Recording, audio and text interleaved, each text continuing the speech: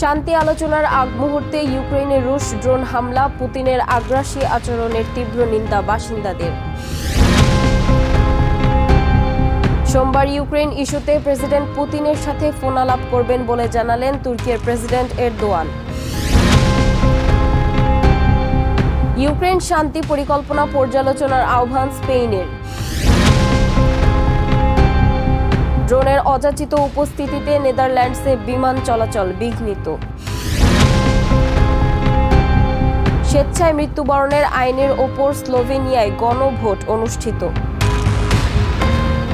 ইউরোপের হালনাগাদ ও বৈচিত্র্যময় খবরাখবর আপনাদের সামনে এক নজরে তুলে ধরছি আমি সামিরা বাঁধন।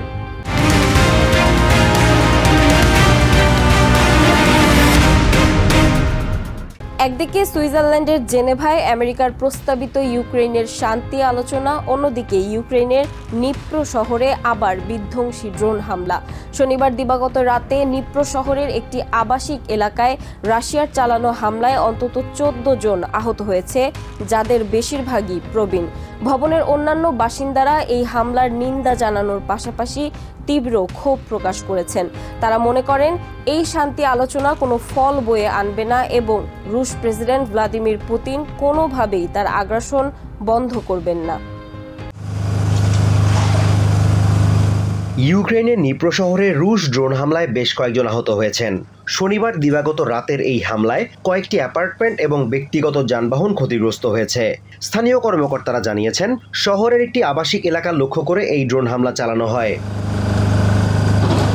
রবিবার সুইজারল্যান্ডের জেনেভায় ওয়াশিংটন প্রস্তাবিত শান্তি পরিকল্পনা বিষয়ে আলোচনা শুরুর ঠিক আগে চালানো এই হামলাকে লজ্জাজনক আখ্যা দিয়েছেন স্থানীয় বাসিন্দারা।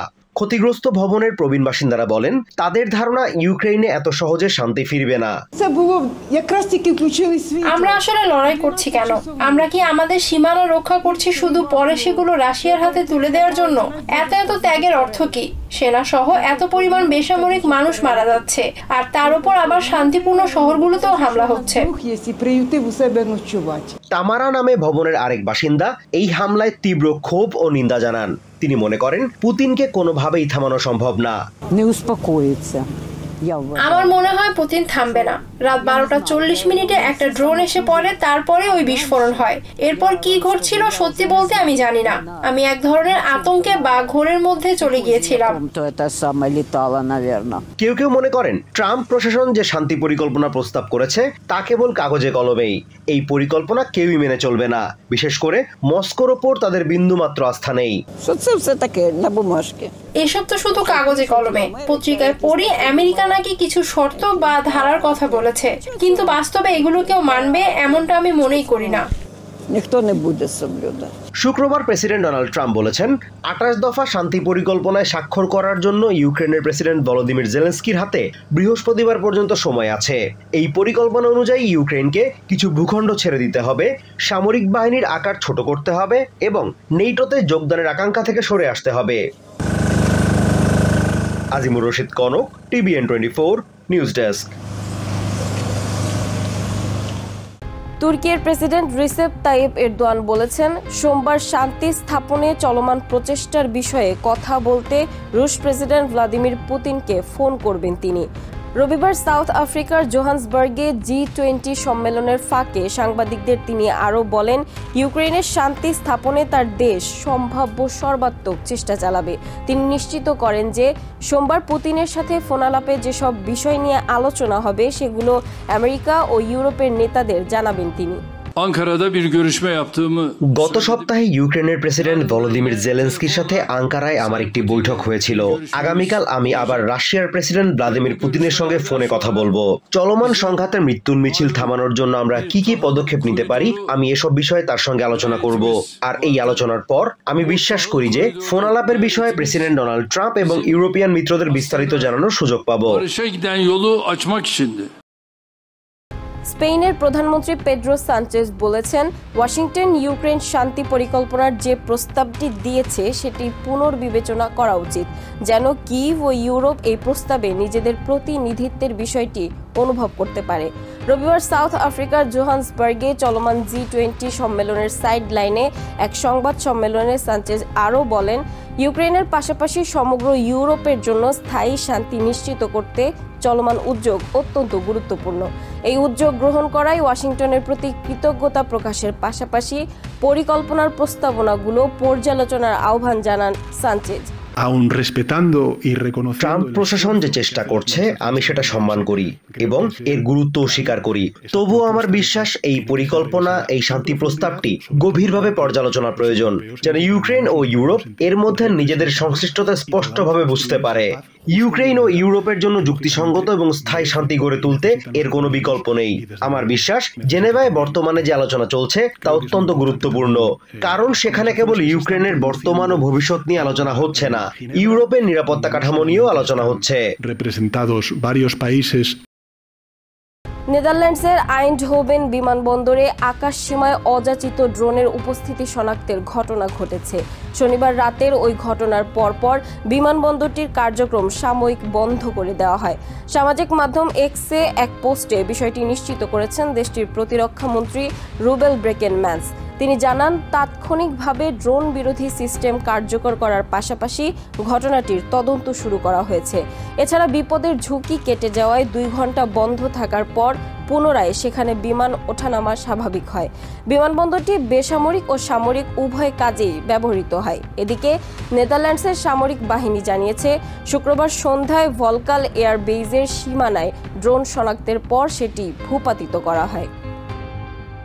স্লোভেনিয়ায় মারাত্মক অসুস্থ প্রাপ্তবয়স্কদের স্বেচ্ছায় মৃত্যুবরণের একটি আইনের বিরুদ্ধে গণভোট অনুষ্ঠিত হয়েছে।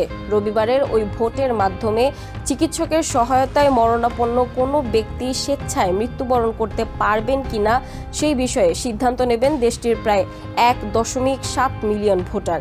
জুলাইয়ে স্লোভেনিয়ার পার্লামেন্টে এই আইন পাশ হলেও এখন ভোটাররা গণভোটের মাধ্যমে যে সিদ্ধান্ত নেবেন সেটি কার্যকর হবে। শারীরিকভাবে অসুস্থ কিন্তু সুস্থতার আশা নেই এবং অসুস্থতার কারণে প্রচন্ড কষ্ট পাচ্ছে এমন রোগীদের স্বেচ্ছায় মৃত্যুবরণের আইন সংক্রান্ত গণভোট অনুষ্ঠিত হলো স্লোভেনিয়ায়।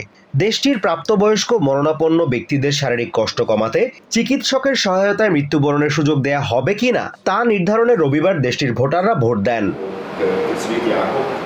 স্লোভেনিয়া ছাড়াও ইউরোপের আরও অন্তত 9টি দেশে চিকিৎসকের সহায়তায় মৃত্যুবরণের আইন রয়েছে। স্লোভেনিয়ার এই গণভোটে আইনটির পক্ষে ভোট পড়লে ইউরোপের 10ম দেশ হবে তারা। ইউরোপিয়ান ইউনিয়নের এই সদস্য রাষ্ট্রের পার্লামেন্ট গত জুলাইয়ে আইনটি পাশ করে। তবে ডানপন্থী রাজনীতিবিদ আলেস প্রিমসের নেতৃত্বে একটি নাগরিক উদ্যোগের ফলে এই গণভোটের আয়োজন করতে বাধ্য হয় স্লোভেনিয়ার সরকার। পার্লামেন্টে আইনটি পাশ হলেও এখন এটি কার্যকর হওয়া না হওয়া নির্ভর করছে গণভোটের ফলাফলের ওপর। আর এক্ষেত্রে ফল যাই হোক, সবাইকে সেটিই মেনে নিতে হবে। এই আইনটির সমর্থকদের যুক্তি, যেসব প্রাপ্তবয়স্ক মানুষ অসহনীয় যন্ত্রণায় ভুগছেন এবং সুস্থ হওয়ার কোনো সম্ভাবনা নেই, তাদের অপ্রয়োজনীয় কষ্ট লাঘবে এই আইন সহায়ক হবে। আমি মনে করি জীবন শেষ করার সিদ্ধান্ত প্রত্যেকেরই ব্যক্তিগত বিষয়, বিশেষ করে যখন কেউ অসহনীয় যন্ত্রণায় কিংবা চিকিৎসায় সুস্থ হওয়া সম্ভব নয় এমন রোগে ভোগে। এমন পরিস্থিতিতে সিদ্ধান্ত নেওয়ার অধিকার তাদেরই থাকা উচিত বলে আমার মনে হয়। বিরোধীদের মতে সমাজের দায়িত্ব হলো অসুস্থদের যত্ন নেওয়া, তাদের মৃত্যুতে সহায়তা করা নয়। আমি আইনটির বিরুদ্ধে ভোট দিয়েছি কারণ আমার মনে হয় জীবন তার নিজের পথেই চলে, এখানে হস্তক্ষেপের কোনো প্রয়োজন নেই, মৃত্যুও স্বাভাবিকভাবেই হতে দেওয়া উচিত। স্লোভেনিয়ার মোট জনসংখ্যা 2.13 মিলিয়নের কিছু বেশি। এদের মধ্যে নিবন্ধিত ভোটারের সংখ্যা 1.69 মিলিয়ন। গণভোটে অংশগ্রহণকারী বেশিরভাগ ভোটার যদি এই আইনের বিরুদ্ধে ভোট দেন এবং তাদের সংখ্যা যদি মোট ভোটারের অন্তত 20% হয়, তবে এই আইন বাতিল হবে। Azimur Rashid Kanak, TVN 24 news desk. এক নজরে ইউরোপের আরও নানা খবর পেতে চোখ রাখুন TVN 24 নিউজ নেটওয়ার্কের ইউটিউব ও ফেসবুক পেজে। নিউ ইয়র্ক থেকে সম্প্রচারিত TVN 24 টেলিভিশন বিশ্বজুড়ে বাঙালির কণ্ঠস্বর।